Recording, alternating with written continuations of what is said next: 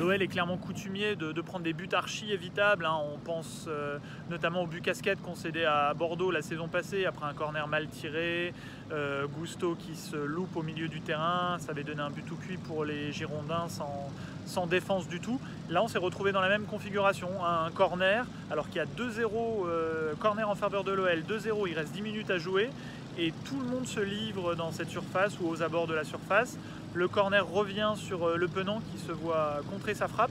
Et derrière, ça part très vite côté Auxerrois et ça se finit par un 2 contre 1, très bien joué. Perrin qui la glisse à haut trait et voilà. Et après, l'OL a souffert dans la fin de match. Et c'est vrai qu'on a posé la question au milieu auxerrois Raveloson et il était le premier à nous le dire. Hein, ça nous a surpris de voir cette action. Mais voilà, c'est la preuve que quand l'OL attaque, l'OL se livre totalement.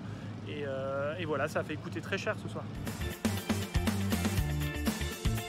La déclaration qui a piqué notre curiosité ce soir, elle est pour Peter Bosz, qui nous dit que c'est quand même le match référence du début de saison lyonnais là ce soir. Il a été très content, très satisfait de ce qu'il a vu pendant 80 minutes avant ce but auxerrois dont on a parlé.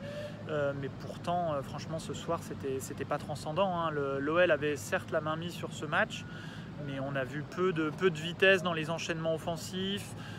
On a quand même du mal à retrouver son pressing sur la durée, ses envies de presser haut l'adversaire, de récupérer haut et d'enchaîner, de mettre une vraie pression durable sur un match.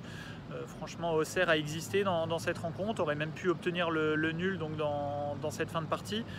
Et non, on n'est pas convaincu dans le jeu et on est même surpris que son entraîneur réputé exigeant soit convaincu lui de ce match-là.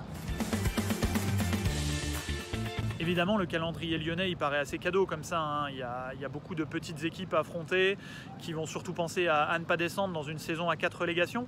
Mais ça a déjà été le cas dans le passé. Et par exemple, la saison dernière, il y a eu un nul contre Clermont 3-3 dès la fin de l'été. Lyon a souvent mal démarré, un peu à l'image de Monaco, et a payé ça un petit peu sur la durée, derrière à devoir s'user à remonter au classement. Là, le bilan est très bon, 3 victoires, 1 nul après 4 matchs.